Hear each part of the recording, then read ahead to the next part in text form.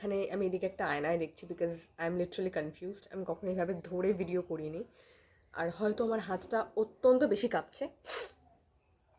But but আজকে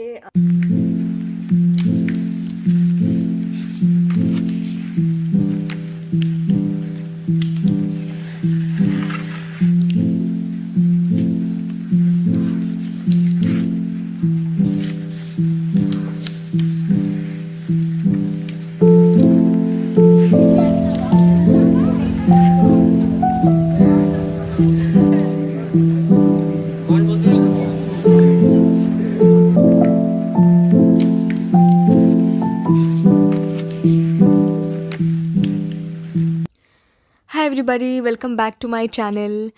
তো আজকে আমি তোমাদের সাথে বছরের প্রথম দিনটা কিভাবে কাটালাম সেটাই শেয়ার করব।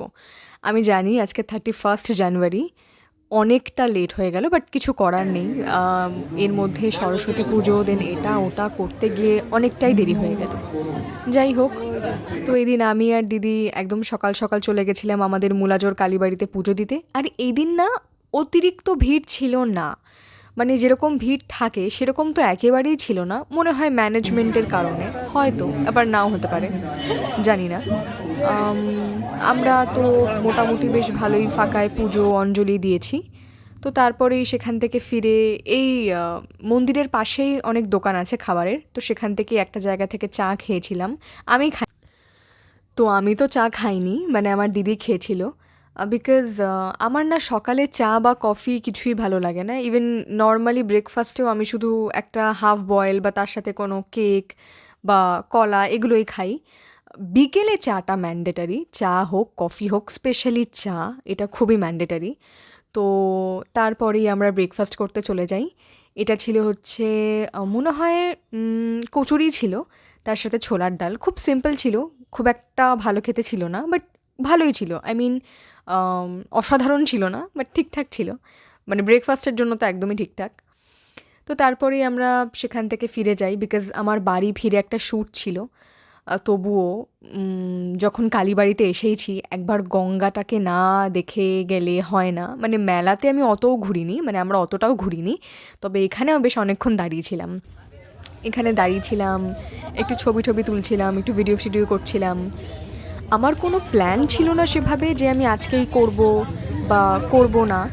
মানে শ্যুটটা করে নিলাম, কারণ এরপরে না আমার আরও বেশ কয়েকটা ব্র্যান্ডেড কন্টেন্ট শ্যুট আছে জানুয়ারিতেই শেষের দিকে।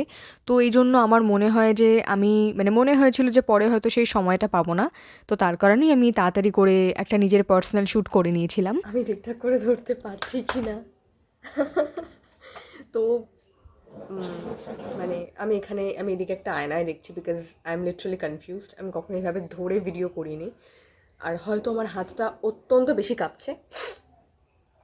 বাট বাট আজকে আমি আচ্ছা, by the way, please please ignore the mess. যাই হোক, চেষ্টা করছি দিক থেকে করার। ওকে, এই ফ্রেমটা ঠিক আছে কি? আজকে ফার্স্ট টাইম ফার্স্ট টাইম না, আজকে আমি ফার্স্ট টাইম কোনো একটা গেট রেডি উইথ মি করার পরে এরকম একটা ক্লিপ নিচ্ছি আমার ইউটিউবের জন্য, যেখানে আমি একদমই রেগুলার ভিডিও পোস্ট করি না। আই নো, বাট আইল ট্রাই। আজকে আমি একটা খুবই সফট গ্ল্যাম লুক ক্রিয়েট করলাম।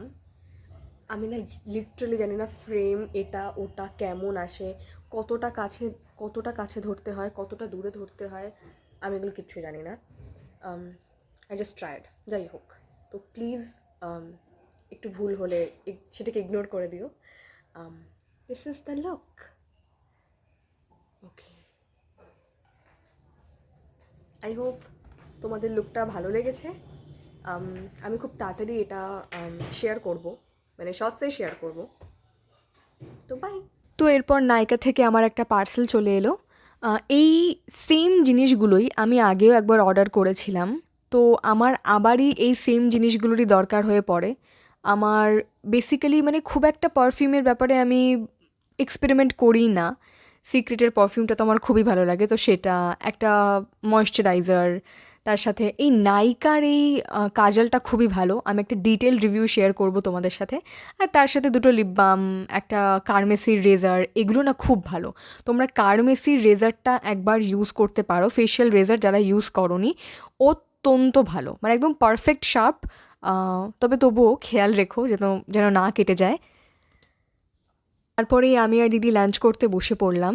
তো এদিন না বাড়িতে সেরকম কিছু হয়নি, মানে বাড়িতে স্পেশাল কিছু হয়নি, এটা বাইরে থেকে কিনে আনা। কারণ বাবার এদিন অফিস ছিল, আর বাবার অফিস থাকার কারণে যেহেতু আমরা চারজন একসাথে খাবো না, একসাথে কাটানো হবে না দিনটা, তো তার জন্য মাকে আর কিছু আমরা এক্সট্রা করতে দিইনি। তো ভাবলাম বাইরে থেকেই খেয়ে নিই। তো এই দিন না আমাদের দুজনের স্ট্রেঞ্জার থিংসের কিছু পুরনো পার্ট দেখতে দেখতে খাওয়ার খুব ইচ্ছে ছিল। মানে একটু বেশ যেগুলো একটু থ্রিলড আছে, একটু বেশ ভয়ের সিন টিনগুলো আছে, মানে যেই সিনগুলোতে না একদম মাথা খারাপ হয়ে যায়। বাট আমাদের আর কারোরই সেই ধৈর্যটা হয়নি। স্নান করে এসে তারপরে তো বিরিয়ানি শুনেই এত জোরে খিদে পেয়ে গেছিলো, আর ল্যাপটপ অন করার ধৈর্যই আমাদের মধ্যে ছিল না, স্পেশালি আমার মধ্যে। ও তবুও বলেছিল যে চালা দেখি খাই। আমি বললাম না, আমি আর পারছি না। তো বিরিয়ানিটা তো সেদিন খুবই ভালো ছিল। এটা হচ্ছে স্টেশনের কাছের হাজি থেকে কিনে আনা।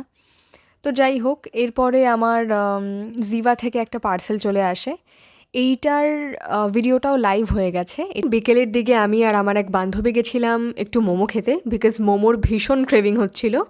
আমি আজকে আমার ব্লগটা এখানেই শেষ করছি, দেখা হচ্ছে তোমাদের সাথে আর একটা নতুন ব্লগে।